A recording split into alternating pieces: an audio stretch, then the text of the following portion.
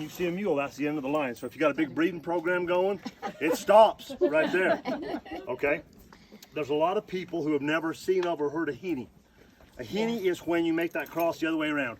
If you have a male horse and you cross that onto a female donkey, right? Yeah. That'll give you a Heney. Now they're not as common and they're not as popular as a mule, but they exist. So you see something out there with long ears, you might be looking at a Heney. Now there's also a lot of misinformation about Heneys. Hank and I were lucky enough to grow up with a neighboring rancher to our family that raised Heneys. So we have a lot of Heney experience compared to most mule people. So we'll discuss Heneys in a minute. Back to the mules. Any breed of horse or crossbreed, Heinz 57, whatever you want to call them, they can all produce a mule. And on the donkey half of the equation, there are almost as many different breeds of donkey out there as there are horse. From the miniatures to the great big. Right now, the biggest donkey in the world lives in Texas. He's 17.2. Oh my goodness. Okay, now you cross that on a draft horse, you're going to get a mule that's way too big to ride comfortably, at least according to me. Sure. Okay, all right. So everybody's all on the same page here. Okay, where's one of my mule owners? Come here. You just come hold her. I need both hands. I can't talk with one hand tied behind my back. All right. So I pulled this up real quick, but this is a britchin, and it rides here, and you've all seen that on the mules. Why is that there? What does this do? Keeps the saddle. Keeps the saddle from sliding forward. That is right. So why does a mule need this? No withers. That's awesome. Okay. Withers don't hold your mule. They don't hold your saddle on a horse or a mule. When you guys are home riding, think about that. Does your saddle touch your withers? No. It better not, right? Okay. So that's what we want to show you right here. We're going to compare between a mule and a horse, and this is kind of neat. Turn her to the side just a little bit for us. Oh, wow. Okay. Look how flat that mule's back is. But here's the part I want you to really notice is look at the shoulder line right here compared to that on a horse. When he picks that foot up, look at that shoulder blade. That's what holds your saddle in place. So a mule's back is flat, for sure. Okay, and they'll settle with use, just like a horse's back will a little bit. But you're not going to have the high withers. But the withers don't hold your saddle. If they do, you need to come talk to me in private, and we'll have a little conversation there. Okay, so this is what holds your saddle right here. Okay, so you guys all have the right idea, but that's kind of a neat little piece of this mule anatomy that a lot of people don't understand. How about turning her that way? I want her butt here towards everybody. Is a gullet different width on a mule saddle than what it is? That's a good question. Most people that are selling mule gear are just trying to get business. Okay. So like most of these saddles, we'll run on horses and mules both. Okay. It's the gullet width does have something to do with it, and so does the angle of your bars, but not a ton. With today's, especially like with out here, it's mostly all quarter horses. Your saddle will go from a quarter horse to a mule, and you won't even know the difference. Now, some of you guys that have a little different build, you know, some of your walking horses are a little rangier. Okay, so besides their back being different, you notice their feet are way different. A mule's hoof is way steeper than a horse. So look at the front foot on this and see how it really bells out. With the mule, it's almost straight up and down. So we got a farrier. Where does she go? You do many mules with your practice? Not in Vermont. Out in Oklahoma I did. Okay. So we do a ton of mules out here, and you shoe them just like you do a horse. But there's two big differences when you're shoeing a mule. One is they don't lean on you like a horse does. Not near as much. Okay. The other thing is the shoe shape is way different. And we're going to show you that right here. Look at right here on this horse. And look how round this is. Front feet are always more round than hind feet. But look how round this is going to be, and I'll show you a hind right here. Hey, let me have it. And you can see how oblong this is. So when you go to driving your nails on a mule, with this being so steep, you have to really help those nails angle out. Okay, but look how round that is compared to this one. That's a big difference, right? Okay, so that's noticeable when you're shaping your shoes. And she knows exactly what we're talking about. That's a world of difference, and it's not hard. It's not anything different that you can't handle, but it is so different.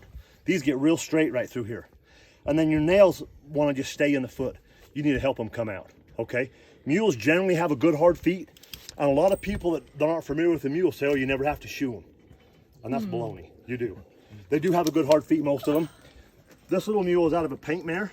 You can see she got a little bit of that paint coloring. She's got a couple feet that are white, and they really don't hold a shoe like her black feet do. Okay, yeah. So just like a horse that way. Okay.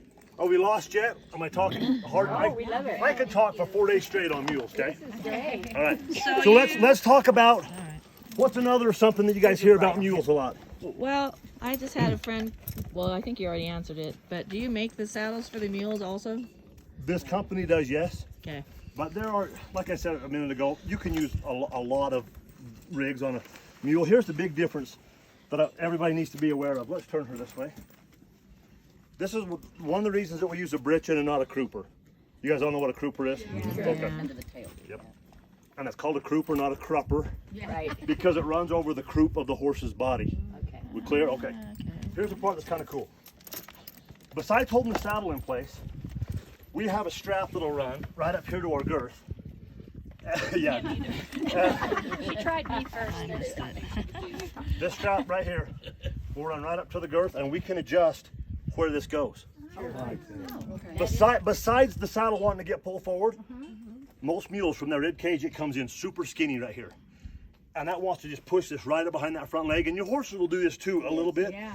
And that's the softest part on their body. That will soar like if you look at it wrong. Yeah. So we put this on here, and we spend quite a bit of time in the spring when their hair's long, adjusting this up and down, right? And we'll adjust this back and forth where it goes.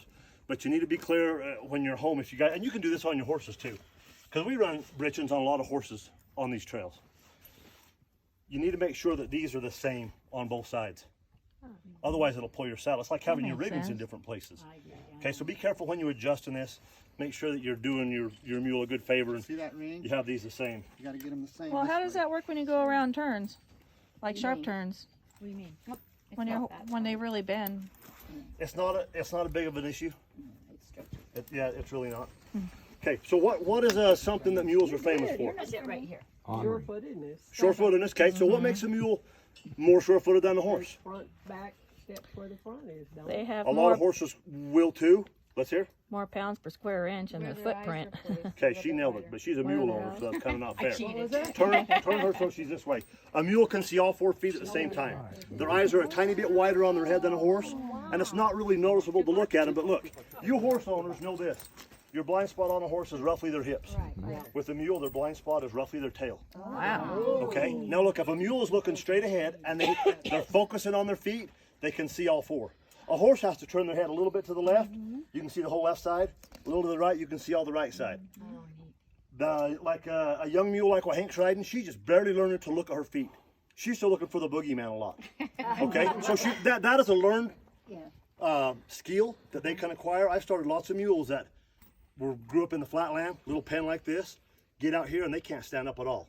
So being a mule doesn't guarantee that they're sure-footed. Use will and use on a horse. Now she said the back feet are going to step where the fronts do, and they do that a lot. Okay, and they know where their feet are going. So if there's not an obstacle in the trail, or you're not on a trail but there's no obstacle, they're not going to look at all 4 feet all the time. But when they need to, that's a cool option, and it does give them a little bit of an advantage. Okay, so next time we get out riding here, just a couple minutes, watch the animal in front of you walk, horse or mule both. Their back feet will track pretty close. And a lot of horses will reach about this far, right? But you'll see on the terrain it kind of varies a little bit. What's something else mules are famous for? stubborn. Hey, that's stubborn. You hear stubborn as a mule all the time, right? What makes a mule? Why come mules are stubborn? What's the deal there? Smart. Okay, exactly right. Mules aren't stubborn to be stubborn. They're stubborn because they think you're wrong, and they're not. So it's just a mode of self-preservation. These guys are so cool. So whoever coined that phrase, stubborn as a mule, was probably a real poor horseman. Okay, if you know what you're doing, you can ask these mules to do a lot, and you got to ask them slow sometimes. You got to build them up for success, and then you don't hardly ever see that stubborn side. But if you throw them into a new situation that's scary and they think it's life-threatening, they're not afraid to say, hey, cowboy, let's talk about this. I think you're nuts, right? I think everybody here, and I don't know, I'm way guilty of this, have ridden their horses places you never should have, right? And all of a sudden you're like, why did I do this? And now you're in a world of trouble. Mules will kind of help you think. So along that same line, you guys all know with your horses, you know, suppose a grizzly bear jumped out of this tree right here. Everything's going to react. They're going to go. And horses will have, what, quarter mile, maybe a little more, before their thinking brain starts to work. Okay? A mule's going to react the very same as a horse. It's just that they start thinking right now. So they can sort, and after a couple steps, they're like, wait, that wasn't a grizzly bear, that was just Hank. I mean, you know what I mean? But you know what I'm saying? They're thinking all the time. So they will save you from a little bit of grief. Now, that doesn't mean the mule's not going to get you in trouble, because, man, you can do it. I've done it a bunch. But that really is a big advantage. But that fits right in hand with that stubborn ass. They're thinking, they're always aware of their situation. Okay? It's kind of hard to get a mule, like, be out to lunch all the time.